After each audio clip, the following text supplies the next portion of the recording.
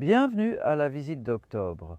Je vais remplir cette bassine de magnifiques légumes, tous issus de plantations tardives, certains même étonnamment tardives, et c'est pour vous transmettre des connaissances et vous inspirer à garder vos jardins pleins jusqu'à la fin de la saison.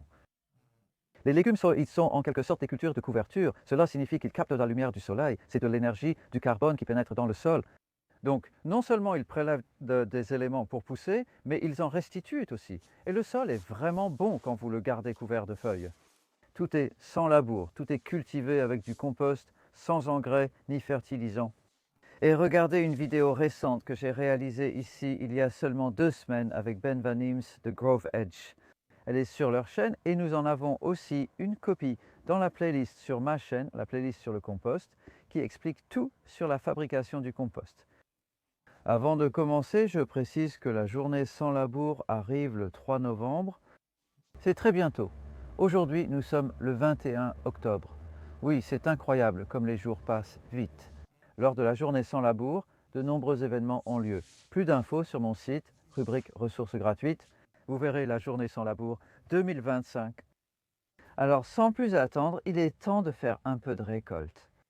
Et ces choux m'ont vraiment étonné parce que j'ai pris un pari. Je n'avais jamais semé de choux pour l'automne aussi tard. Ce sont des choux qui forment une pomme ou une tête. C'est la Goldmaker, une belle variété ancienne, vraiment à l'ancienne. Regardez-moi ça. Donc cela a été semé vers le milieu, autour du 20 juillet, et planté ici, le 13 août après les pois. Il y a toujours une première plantation. Presque tout ce que vous allez voir dans cette vidéo est une seconde plantation. Quelle merveilleuse récolte après moins d'un demi-an de croissance. Et j'ai gardé la couverture parce qu'au moment où nous les avons plantés, il y avait encore beaucoup de coléoptères, de la luzerne. Ça a été un grand sujet ici cette année. Je sais que c'est pareil pour beaucoup d'entre vous, à cause du temps chaud et sec, et la chaleur aide, donc nous les avons arrosés, c'est certain. Donc tout ce que vous verrez a commencé avec un peu d'arrosage pendant le temps sec. Il n'y en a pas eu beaucoup dernièrement parce que nous avons eu la chance d'avoir une quantité de pluie convenable, mais pas excessive, depuis environ le 26 août quand le temps a changé. Et voici un autre exemple. Je ne vais pas récolter celles-ci parce qu'elles sont pour plus tard, mais c'est endive, une variété appelée diva qui, je trouve, remarquablement résistante aux conditions météorologiques d'automne, vent, pluie, humidité et obscurité aussi. Et celles-ci ont été plantées le 5 septembre, donc il y a 7 semaines, et elles n'ont eu aucune protection. Si vous aviez des lapins, il faudrait protéger. Heureusement, en ce moment, nous n'en avons pas. Ils sont dans les parages, il faudra peut-être une protection en hiver, mais ce que je recherche ici, c'est le tall d'hiver. Probablement avec une couverture, et l'endive ainsi, ils ne sont pas aussi connus qu'ils le mériteraient à cause de leur réputation d'amertume. Ceux-là ne sont pas trop amers, donc ils sont une sorte d'alternative à la laitue pendant les mois d'hiver. Voici une différence intéressante entre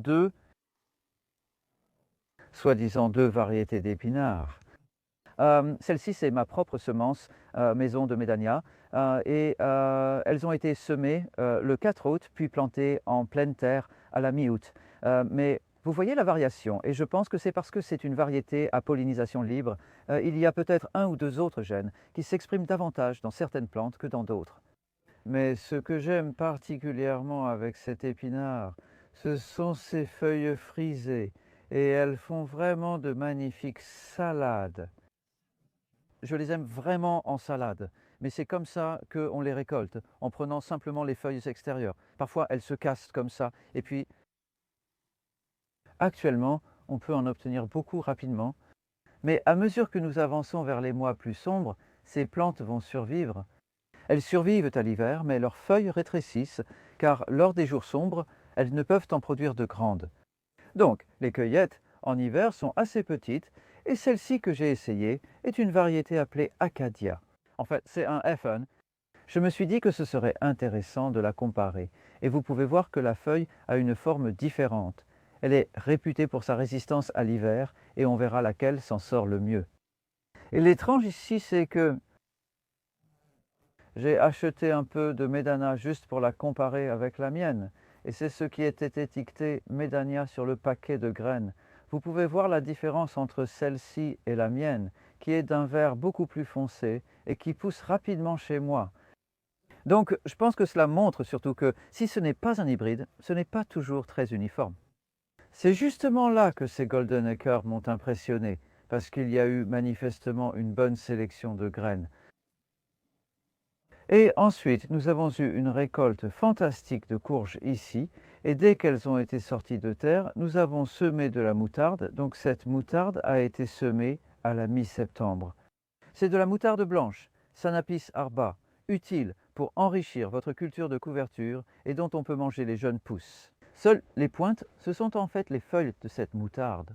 Elles sont assez poilues, mais ces pointes, on les met parfois dans des mélanges de salades et elles donnent un peu de piquant, mais les plantes seront tuées par le gel. C'est ça l'idée. C'est pour ça que je veux, elles ne résistent pas au gel. Elles mourront au premier gel et les tiges restent à la surface, pourriront lentement pendant l'hiver et au printemps. Vous aurez un beau lit de semences pour semer ou planter. Regardez ici ces choux raves, ils ont encore grossi même la semaine dernière. C'est une variété appelée Noriko F1, d'où l'uniformité, mais j'ai aussi été impressionné par sa stabilité. Ils ne fendent pas comme les choux raves le font souvent. Ceux-ci ont été plantés en même temps que les choux cabu Golden Acre et là encore, ils ont eu une protection, car sans cela, ils n'auraient pas aussi bien survécu. Les altises mangeaient tout le reste et la couverture s'est révélée très efficace contre les altises. Il y en a une ou deux différentes, mais celle-ci, sur les navets, elle est à base de matière végétale et elle s'appelle aussi Insectonet. C'est encore sa première année, donc comme c'est de la matière végétale, on ne sait pas combien de temps elle va durer, mais elle fonctionne vraiment bien et les plantes l'adorent. Et vous pouvez voir les navets, il y en a de très beaux et gros. Le problème avec ces navets, quand ils grossissent, c'est qu'ils ne sont pas toujours aussi tendres. Ceux-ci, je les cuisinerai et vous pouvez aussi manger les feuilles.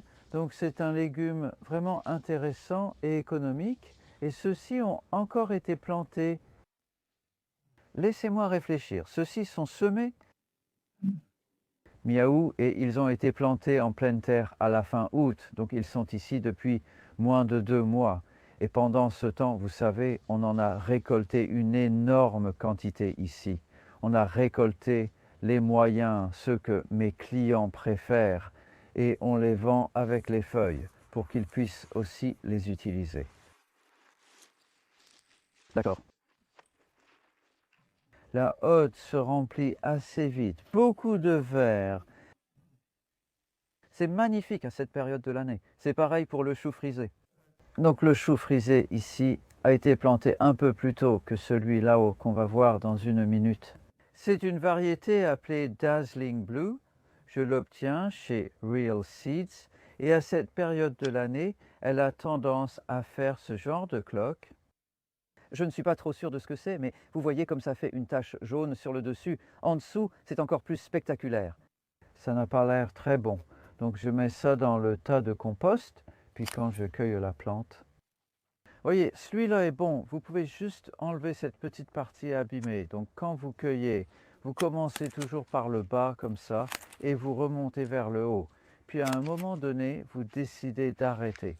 Je dirais que c'est un bon nombre de feuilles à laisser. Évidemment, vous pourriez en cueillir plus, mais alors la repousse sera plus lente. Nous avons cueilli celle-ci il y a 2 semaines, donc c'est 2 semaines de croissance pour un plant de chou carle. C'est leur meilleure période de l'année. Un automne doux avec un temps humide. Maintenant, nous arrivons à quelques plantations pour le printemps prochain. Donc le truc, c'est qu'on pense toujours à l'avance et ces oignons nouveaux, je veux qu'ils restent petits pour l'hiver. Ils survivront mieux. Je manquais de graines, donc je n'ai pas plus d'oignons en touffes. Ce sont des touffes semées ensemble.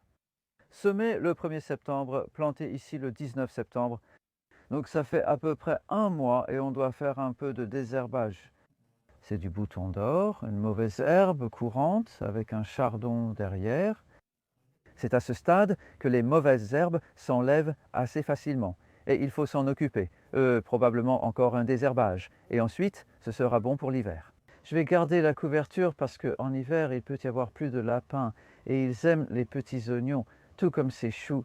Cette couverture restera tout l'hiver et ceci semble prometteur. Cette couverture est assez épaisse et elle peut en fait empêcher la pluie de passer, ce qui n'est pas idéal, mais elle est incroyablement efficace contre les altises. Ça s'appelle Thermocrop et ce sont des choux pour le printemps prochain, donc j'espère qu'ils seront prêts à récolter en avril ou quelque chose comme ça. Encore une fois, il faut faire un peu de désherbage. Pour moi, ça fait pas mal de mauvaises herbes, mais ça va, on arrive à peu près à suivre. Attends, oui, il y a donc une troisième couverture ici. Et toutes ces trois-là ont été plantées en pleine terre en même temps, le 19 septembre. Et vous voyez à quel point les navets sont plus gros simplement parce qu'ils sont vraiment bons. Ils poussent très vite. C'est la variété Tokyo. Et oui, regardez ça. Ah non, désolé, je croyais que c'était un navet. Mais non, ils ne sont pas encore vraiment là. C'était un peu un pari, mais c'est comme ça que je trouve mes meilleures périodes, en essayant des choses et en voyant ce qui marche ou pas. Mais si on a... Avec un temps moyen en novembre, il pourrait être récolté en décembre, quand les feuilles vertes seront très précieuses. Les deux plates-bandes suivantes étaient de l'ail. Donc l'ail a été récolté la troisième semaine de juin et ces choux cales ont été plantés le 25 juin, tandis que dans cette plate-bande, le 30 juin, nous avons repiqué des haricots verts. Il y avait donc 3 rangées de haricots verts. J'ai semé du chou cal. Le chou cal a poussé lentement pendant que les haricots verts donnaient. On a récolté d'excellents haricots verts ici, ainsi que la bête à carde. Donc encore une fois, en prenant les feuilles extérieures, regardez ces couleurs. Ces graines ont été conservées chez moi. J'en suis très fier. Quand vous sauvegardez vos propres graines, disons de la bête, vous pouvez sélectionner les plantes qui ont les couleurs que vous voulez et les favoriser. Et celles que j'enlève toujours sont les blanches parce que elles ont tendance à être génétiquement les plus fortes et à dominer la croissance des autres plantes. Il y en a une blanche là-bas, mais seule, alors je l'ai laissée. Donc tu peux t'amuser avec ça, mais il faut 2 ans pour sauvegarder les graines d'enfants. D'accord, c'est joli pour cette touche de couleur, n'est-ce pas? Je le mets au milieu, ça va. M'éclairer. Le motif là. Et on a aussi une belle touche de couleur ici. Alors, ça c'est intriguant parce que c'est quelque chose que je n'avais jamais essayé avant. Semer les carottes dans une plate-bande surélevée. Je ne pense pas que ce soit assez haut. Si j'avais eu une autre planche et le temps, j'aurais ajouté du bois et vissé pour empêcher la mouche de la carotte d'entrer. Donc ce que je vais faire, c'est en récolter quelques-unes et on va voir combien de mouches de la carotte y a-t-il? Espérons que pas trop. Les carottes, ils poussent très bien. Donc de ce côté, on s'en sort bien. Ce carré avait... Ça devait être des poireaux, mais ça ne pouvait pas l'être parce que ce n'était pas la bonne saison. Oui, des pommes de terre, bien sûr. C'était le carré de pommes de terre. Récolté juste à la fin juin, puis tout de suite des carottes semées assez tard, en fait, vers le 5 juillet environ. Et ce que je vais faire, c'est que parfois on récolte des carottes comme ça, et on pense qu'elles ont l'air bien, sans dégâts. Mais la façon de vérifier, c'est de les laver. Donc, on va voir ce qui se passe. Parfois, on fait ça et on se rend compte avec horreur que, ah, après tout, où est la mouche de la carotte là-dedans? Je vois un petit peu. Le truc avec la mouche de la carotte, c'est que tu pourrais être dans une région du pays ou du monde où elles ne sont pas vraiment présentes. Et si c'est le cas, eh bien, profites-en. Par ici, il y a beaucoup de carottes et de panais sauvages qui poussent dans les haies. Et même si ça a l'air joli, ça veut dire qu'il y a un réservoir de mouches et elles viennent dans le jardin pondre leurs œufs, puis les petites larves mangent la carotte et voilà ce que ça donne. Donc il y a un peu de dégâts, c'est ça. C'est un petit tunnel creusé par une petite larve qui est encore à l'intérieur. Et ça veut dire, ça vaut probablement le coup de les récolter bientôt, avant que trop d'autres ne soient abîmés. Ceci dit, ces deux-là sont vraiment impressionnants, ils semblent bien. Et beaucoup d'entre vous le savent, mais vous pouvez manger ces fans, elles font un magnifique pesto. Donc il y a beaucoup de nourriture là. Vous savez, quand les carottes poussent, c'est un légume vraiment facile, mais ça ne marche pas toujours, ou elles ne sortent pas, ou les limaces les mangent, peu importe ce que c'est. Mais vous savez, toute cette nourriture à partir de seulement 3 graines de carottes, en moins d'un demi-an après les pommes de terre, eh bien je prends ça. Donc ça commence à vraiment avoir l'air abondant. Tout le tunnel est magnifique.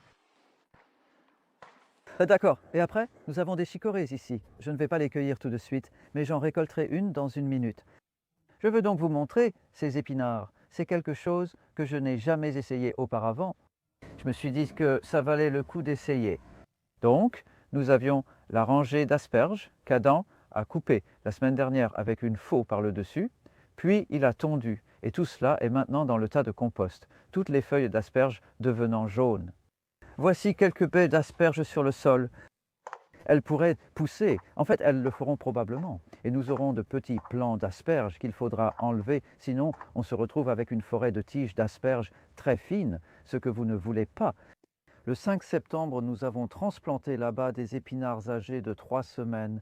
Encore une fois, il s'agit de mes propres graines de médania que j'ai conservées chez moi. Et waouh, tout ce que je peux dire, c'est qu'elles ont l'air vraiment vigoureuses, alors qu'elles ont été à l'ombre des asperges pendant un bon moment. Le sol est également sec. On pourra sûrement le faire en fin d'hiver. S'ils ont survécu jusque-là, ce qui devrait être le cas, à moins que ce ne soit de la peau de lapin, on mettra un voile et on pourrait avoir pas mal d'épinards, avant que les asperges ne commencent vraiment à pousser. Donc ça pourrait faire une belle transition. Ces bêtes produisent toute l'année et l'astuce avec la blette, c'est de ne pas la semer trop tôt au printemps prochain. N'oubliez pas cela. Celles-ci ont donc été semées autour du 20 avril, puis mises en terre, le 20 avril, et plantées en pleine terre le 9 mai toujours avec la couverture par-dessus. Quant à la laitue, nous en avons déjà récolté pendant 7 semaines. Elles ont été semées le 22 juillet. Elles ont été plantées le 8 août. Voyez comme elles sont en forme.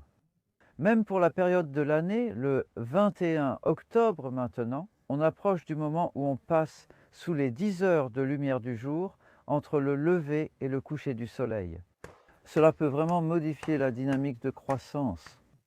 Cela enlève de l'énergie aux feuilles et elles commencent à devenir fines et faibles. Et même avec ces celery thrive, qui parmi tout ce que nous voyons ici sont une plantation de pleine saison, donc ils ne suivent rien. Plantés en terre le 28 avril, donc les céleri thrive prennent beaucoup de temps et il faut leur laisser le temps de faire cette croissance incroyable. Et leurs feuilles commencent juste à se décolorer un peu et à présenter ce genre de taches, même sur certaines des feuilles les plus récentes, comme vous pouvez le voir là. Potentiellement, c'est une maladie appelée la septoriose qui, si elle restait humide, pourrait être grave. Et si cela arrivait beaucoup, je les récolterais tous pour les stocker.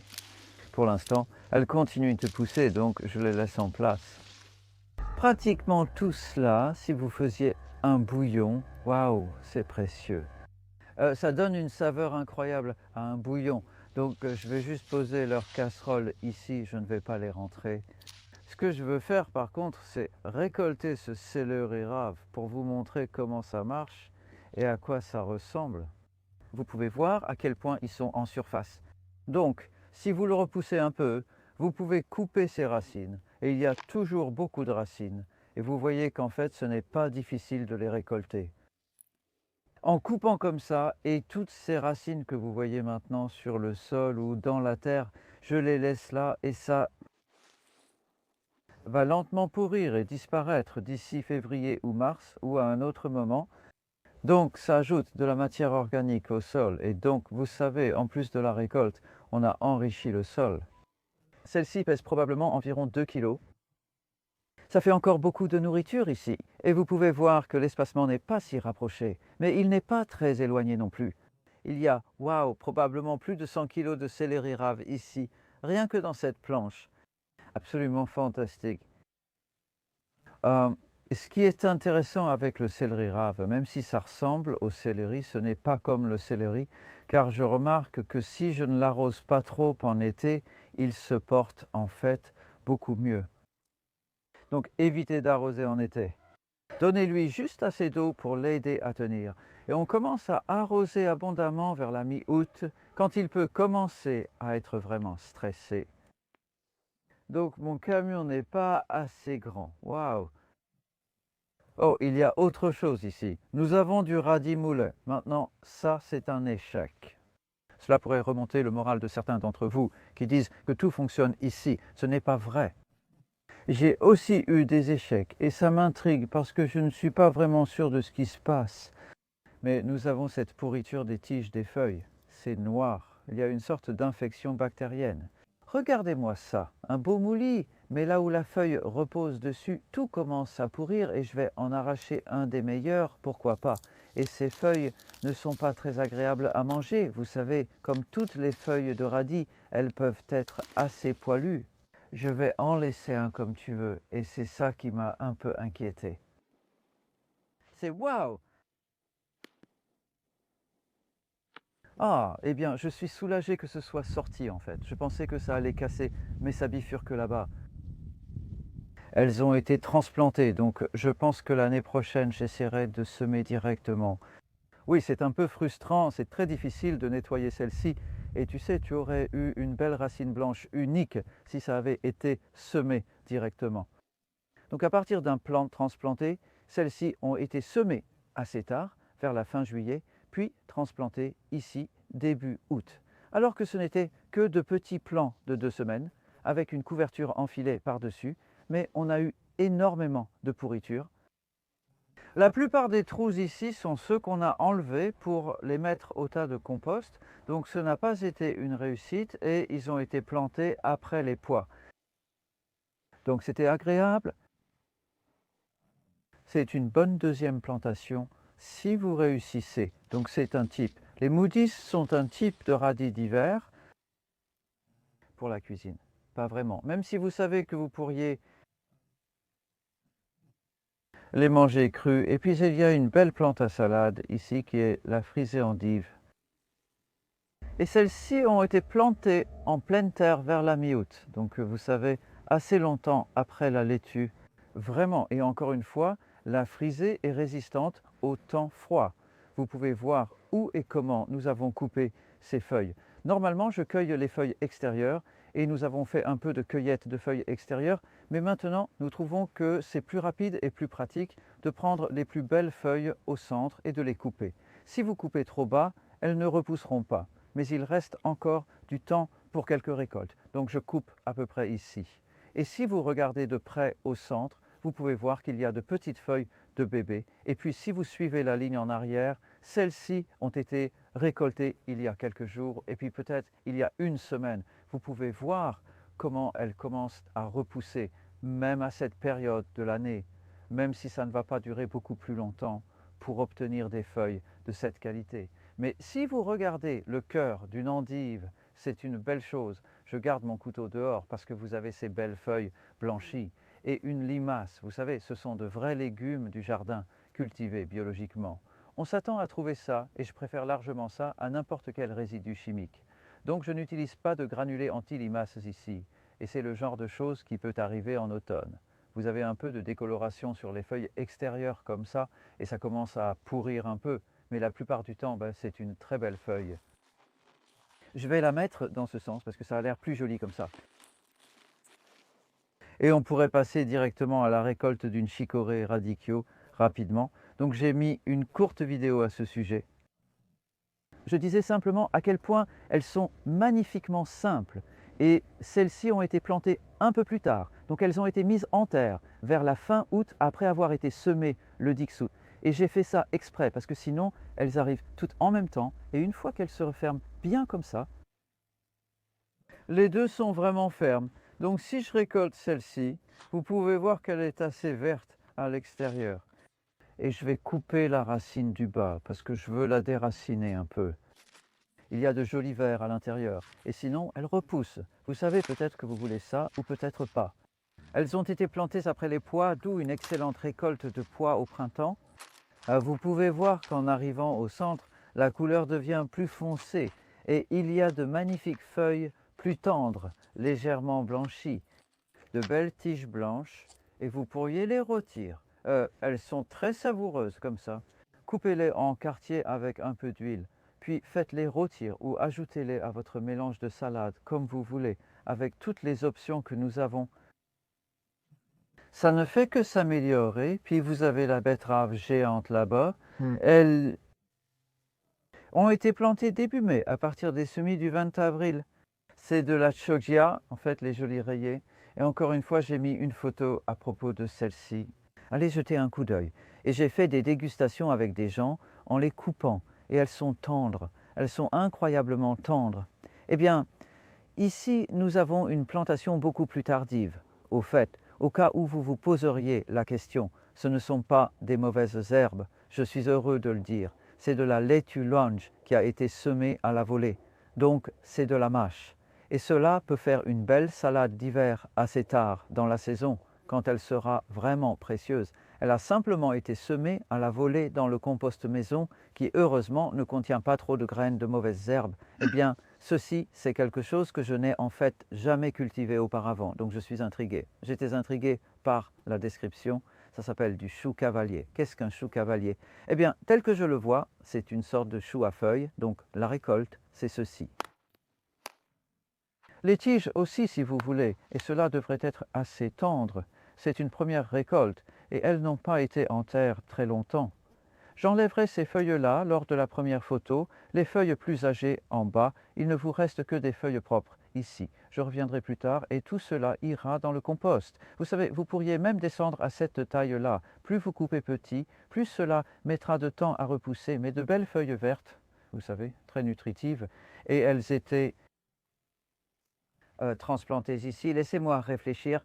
C'était il y a environ 5 semaines, donc c'était à la mi-septembre, à partir d'un semis de fin août du chou cavalier, et celui-ci s'appelle Evergreen. Donc cela devrait résister à l'hiver, et la couverture restera en place, surtout contre les pigeons, et j'espère profiter de ces feuilles comme des jeunes pousses de printemps au printemps prochain. Donc encore une fois, nous avons des possibilités à long terme avec ces belles feuilles. Je vérifie juste combien de récoltes en plus nous aurons. Il en reste quelques-unes. Chicorées plantées après les pommes de terre. Nous sommes en train de les récolter maintenant. Poireaux plantés après la roquette sauvage et entre les poireaux. J'ai demandé à Adam de semer des fèves et c'était il y a presque 2 mois en fait. Les fèves sont très lentes à démarrer et l'idée c'est que les fèves vont être tuées par le gel parce qu'elles sont si grandes, tandis que les poireaux, eux, vont, espérons-le, prospérer dans tout l'espace disponible et la couverture des poireaux sert à les protéger contre la mineuse du poireau, la mineuse aliacée. Oh, regarde, on a un peu de mâche. En fait, on pourrait en récolter quelques-unes, surtout là où elles sont vraiment denses, comme ici. Je n'ai jamais eu le temps de m'en occuper, j'aurais dû les biner un peu pour les éclaircir, mais c'est le 3e semis de l'année, donc il faut les couper pas trop bas pour ne pas avoir trop de compost dans les feuilles. Ce n'est pas facile à récolter proprement, mais tu vois, c'est plutôt joli. Et tu peux continuer à faire ça tout l'hiver. Elles ont un goût merveilleusement noisetté, les mâches. Elles ont donc été semées entre les laitues, puis la laitue a laissé place aux oignons d'hiver. Et nous avons mis du nouveau compost pour la laitue. Donc pour la plupart de ce que vous avez vu, nous n'avons pas ajouté de nouveau compost. Ce n'est pas nécessaire en été si vous en aviez mis une bonne quantité à l'automne précédent ou à la fin de l'automne. En ce moment, nous commençons à composter les planches dès qu'elles se vident, mais vous pouvez voir qu'il n'y en a pas beaucoup. Ce que je n'ai pas précisé, c'est qu'au milieu, juste de ce côté du chou cavalier, il y a de l'ail, et après l'ail, nous avons mis le compost de l'année par-dessus, et il y en a environ 1 pouce, soit 2,5 cm. Ces choux de Bruxelles ne sont plus vraiment à leur meilleur maintenant. Je les ai plantés un peu tard, ou en tout cas tard pour moi, donc ils ont été semés vers la fin du mois de mai, plantés ici le 12 juin. Et c'est une variété appelée Trafalgar qui n'est en fait pas destinée à être récoltée maintenant. Donc si vous cultivez des choux de Bruxelles, vérifiez simplement les détails indiqués sur le paquet de graines ou dans le catalogue pour vous assurer de récolter au bon moment. Je cueille quelques-uns pour vous montrer ce qu'il y a ici et encourager certains d'entre vous. Je le sais car on me demande souvent pourquoi je n'ai pas de pucerons. Voici, parfois il y a des pucerons gris, surtout sur les choux de Bruxelles, et bien pas mal de brassicacées en fait à cette période de l'année. Mais pour moi, c'est le signe d'une plante sous stress. Et peut-être que oui, il y a eu un peu trop de temps sec au début, mais aussi ce n'est pas vraiment la saison encore. Oh mon Dieu, oui, il y en a beaucoup là, d'accord. Ceux-là, je ne vais pas les mettre au marché parce qu'ils auraient besoin d'un bon rinçage. Oui, oh non, oui, ils sont, oh intéressants, oui. Eh bien, j'aurais peut-être pu mettre un peu plus de compost sur ceux-ci, ces fèves, avant. Elles ont beaucoup puisé dans le sol, surtout l'humidité. Et celles-ci ont été un peu stressées par le manque d'humidité toute l'année, parce qu'il a été difficile de les arroser suffisamment. Je vais finir avec un autre légume stressé. Ce n'est pas toujours parfait, des chenilles. Regardez ça, même s'il y avait un filet dessus. Et en fait, on en a trouvé une tout à l'heure. Je ne l'ai pas mise. Elle a disparu, mais voilà. C'est fréquent avec le chou chinois. Cette variété s'appelle Wongbok. Donc la façon dont je les récolte, c'est que je les pousse, j'enlève la racine et ensuite en fait je vais couper juste là, probablement à cet endroit. J'ai sans doute coupé un peu trop bas car la plupart de ces feuilles ne sont pas vraiment comestibles. Cependant, en s'approchant du centre, la feuille devient très caractéristique. Le vieux Wongbok. En fait, c'est pas mal. Ce qui peut être frustrant, c'est si une chenille va directement au centre et nous avons pulvérisé ces plants avec du Bacillus thuringiensis environ 4 fois probablement, et même à travers le filet, ça peut fonctionner. Laissons-moi vous montrer rapidement une autre variété. Donc, pour le chou chinois, vous avez une gamme fantastique de possibilités, et celle-ci, le nom m'échappe. C'est un F1 Wongbok n'est pas un F1, mais regardez-moi ça. Un cœur magnifique, beaucoup plus ferme. Et pratiquement tout cela est vraiment comestible et savoureux. Vous pourriez le manger maintenant ou faire un kimchi incroyable. Je vais donc les mettre dans le panier et regardez comme il est plein. On a presque perdu de vue le chou original que j'ai cueilli tout au début. Ouais, fais quelque chose comme ça. Et peut-être ça. Voilà, j'espère que vous avez apprécié cette petite visite et n'oubliez pas, la journée sans labour, le 3 novembre et... oui, soyez encouragés en été, continuez à semer, continuez à planter. Avec la méthode sans labour, vous n'avez pas besoin de faire de rotation, c'est ce que j'ai constaté après de nombreuses décennies, et cela signifie que vous pouvez simplement continuer à remplir les espaces, comme je l'ai fait ici. Mes espaces sont assez grands parce que c'est un jardin maraîcher, et il peut y avoir de grandes surfaces à la fois, mais vous pouvez avoir de petits espaces et appliquer le même principe. Amusez-vous avec ces semis en succession.